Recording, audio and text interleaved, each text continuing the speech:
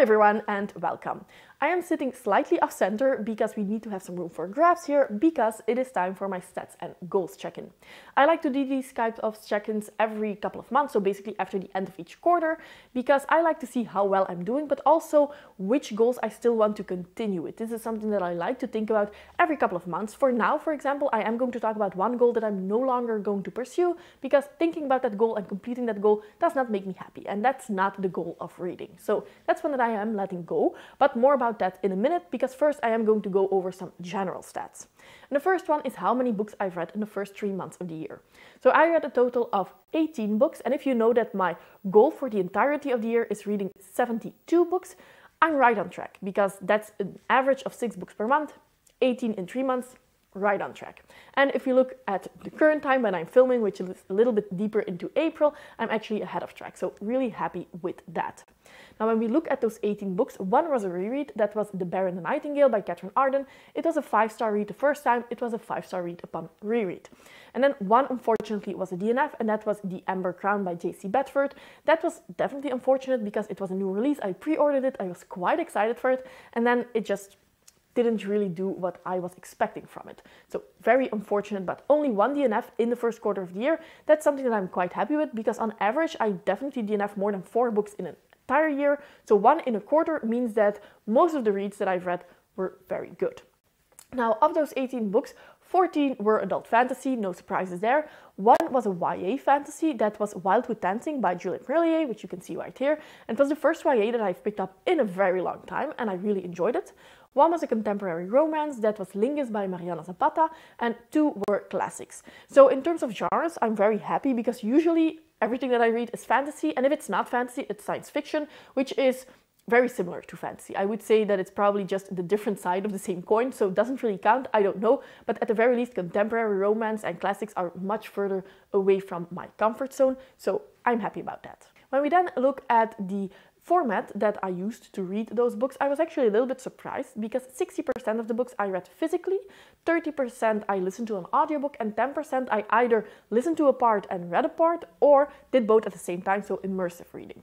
Now, normally this is exactly 50-50, so having a lot more books physically read, 60% versus 30% on audiobook, is definitely a change from previous quarters, but I'm not complaining, I'm just a little bit surprised. Now, if we then look at page count, I actually read a little bit less than 10,000 pages, which is on average, because usually I read around 3,000 pages per month, so this is right on track.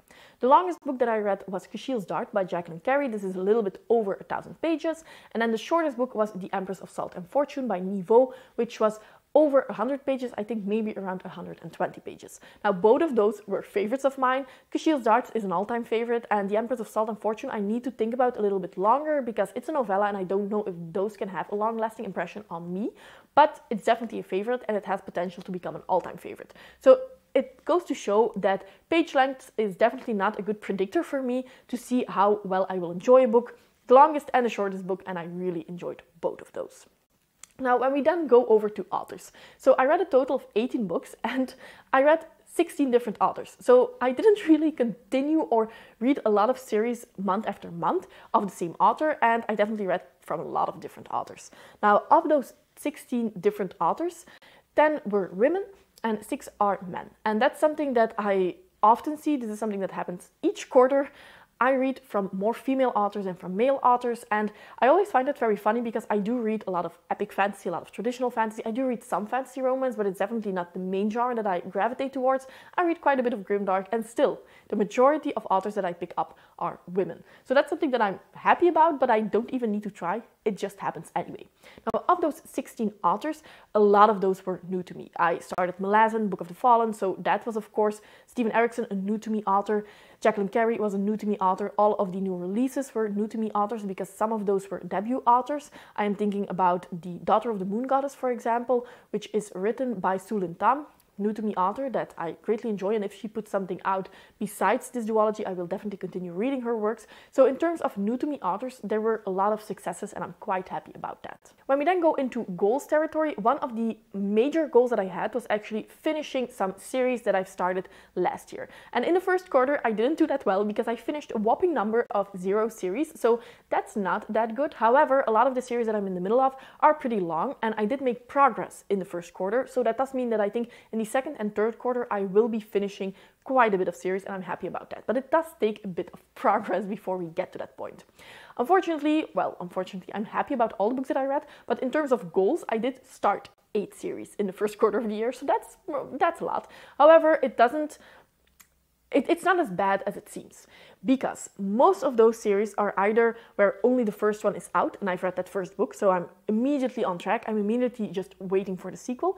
And for some of them, the second one is out. So I now need to read one more book before I'm on track and waiting for the sequel. So for example, I have Daughter of the Moon Goddess that I talked about before, written by Su Lin Tan. I've read Master of Sorrows by Justin T. Call, where I need to read the second book because that's the one that's out, but after that, he's still writing the third book. So only one book that I need to read before I'm on track. I read Dark Sea's End by Richard Nell, where only the first book is out, so again, I'm waiting for the sequel.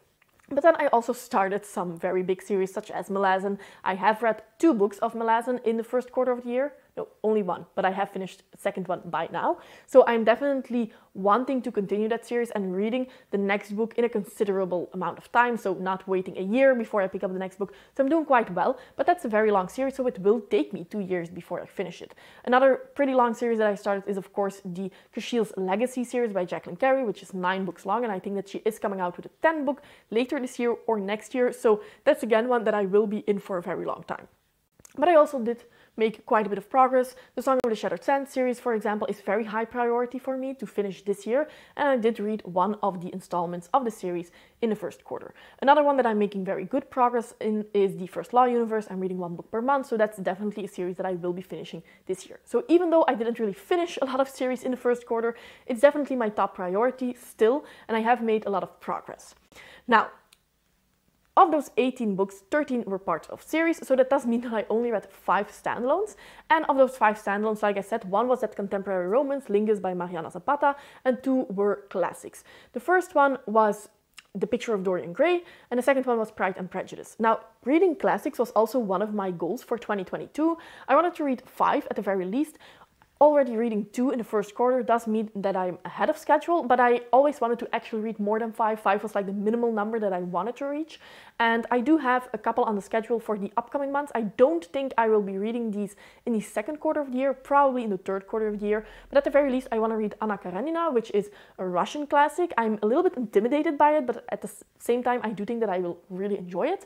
And I want to read Animal Farm by George Orwell because I really liked 1984 by him. And I do know that they are very different tales, but at the same time, I think if you like one, you will probably also enjoy the other. And I have read a monologue, or I had to remember and perform a monologue of that book for my English class like more than 10 years ago. And I really enjoyed that monologue. So I have high hopes. And I want to read some more dystopian classics anyway. So if you have some recommendations, definitely let me know in the comments down below as well. Now, so three of the standalones that I have read, of those 5 were not fantasy. So I only read 2 fantasy standalones. But truth be told, for example, I read some standalones in the First Law universe, but I don't count them as standalones. I count them as part of the series.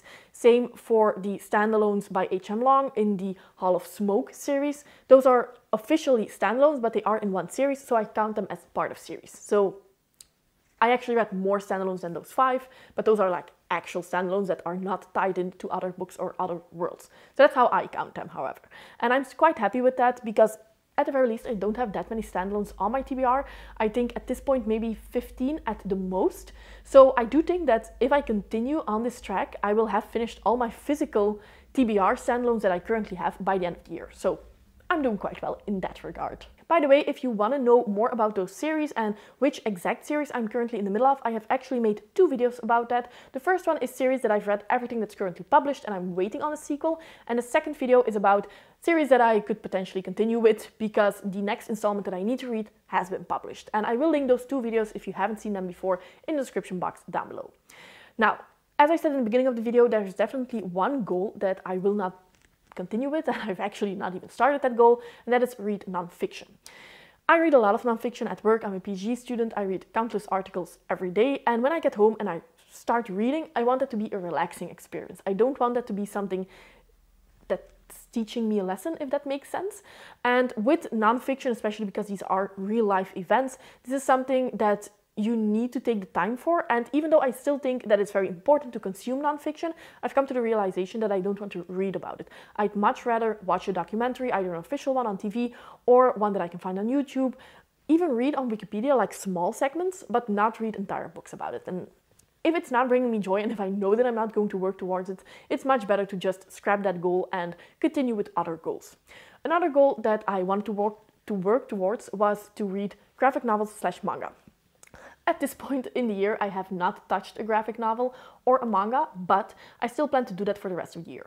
The problem is that I want to continue with Death Note and I'm reading the black editions, but the third volume I cannot find anywhere. And it's really driving me insane. I can find the French edition, but I don't speak French well enough at the very least to read manga, and I can never find the English edition. So I'm on the hunt for that. We will see when it's finally available. I will snatch it up and I will continue because I think that at this point Death Note is the manga that I enjoy the most, and I want to continue with Vinland Saga, but it's taking backseat. There are just other books that I want to read more. And the only graphic novel that I definitely want to read this year is Habibi. And I own that. It's one book. It's a very big one, but I think that I will read it over summer. So it's definitely happening. It just hasn't happened yet. Another goal that hasn't happened yet is to read more sci-fi. So up until this point, I haven't touched a sci-fi book in 2022, but I still want to. And there are definitely a couple ones. Dark Age I will be reading next month or the month after that, and then I'm on track with everything in the Red Rising saga. I want to read Octavia E. Butler at the very least, and I hope that I can also get to the Andy Weir one, the first one. I own it. This one, basically. So those are goals that are not at the top of my priority list, but these are the ones that I want to work towards, and I know that I will pick some of these up. And then the last goal that I had, and that's actually a little bit twofold, because the first one is buying less physical books, and the second one was using my e-reader more. Now, I've been using my e-reader a lot, best purchase in a long time. I'm using it every day. Basically, almost all the books that I'm reading physically, I'm reading on my e-reader. It's just heaven on the wrists. It has an internal light. You only need to use one hand. It's amazing. I don't know why I would read a physical book if I have the e-reader and I can read the book on there. But I've not really been buying less. I'm still buying books. I like having physical editions. However, it feels like I'm buying safer, because if I'm not sure that I will like a book, Lingus by Mariana Zapata, for example, I read on e-reader, and then after I read the e-book, I decide if I want to have a physical copy. And for Lingus, I decided that I didn't want to have a physical copy. So it's helped me not buying books that I'm not entirely sure about, that I didn't love, that I didn't want to have on my shelves, that I DNF'd. It definitely helped me with that. So the books that I'm buying are safer. These are either books that I've already read and loved, or books that I know I will enjoy because I've read book 1, 2, and 3 in the series, and this is book 4. So of course I want to own it. So yes, I do think that my e-reader has helped with that, but I'm still buying a lot of books. So this is actually everything in terms of stats and goals that I wanted to say about reading. But now let's go into the channel a little bit, because of course we hit 1,000 subscribers. And again, thank you so much. This is such a fun milestone. Even though 1,000 or 999, it's basically the same. 1,000 is such a nice number to have. And I just love how we're starting to be a community also on Discord, how I am recognizing people in the comments who come back time and time again, where we have some nice conversations also on Discord. We start having some buddy reads with people that I've met through this platform, which is just amazing. So I don't really know where we will go in the future, because I've talked about this a couple of times. My goal when I started this channel was 50 subscribers. So I don't know if 1,000 is going to be the cap-off point. If that's the case, I'm very happy with that. It's more than I ever thought we would have. If it continues to grow, all the better. I'm here for it. Now, something that I also started in the first quarter of 2022 were those weekly reading updates that I'm doing every Sunday, and those have been a lot of fun as well, because it is that laid-back style of conversation. I'm just telling you how my week has been, what I've been reading, reminding you if there are live shows that you can watch out for in the next week, stuff like that. It's just a lot of fun. And also people in the comments have been talking about what they've been reading, what they've been enjoying, and especially for people who might not want to join the Discord for multiple reasons, that's a nice way to just touch base and talk to each other. And even though that is the type of video that not a lot of people are going to watch, because it's very niche, it's really for people who watch all the videos that I put out basically. The people who are watching seem to be enjoying it, and I'm enjoying it. So I'm very happy that I started with that. And then I guess that's the most important thing that I wanted to say. So If you haven't seen it yet, I've actually ranked all the books that I've read in the first quarter of the year, so those 18 books that I talked about. You can find that video here. Let me know how your first quarter of the year has been in the comments down below. As always, I hope that you enjoyed the video and see you next time. Bye!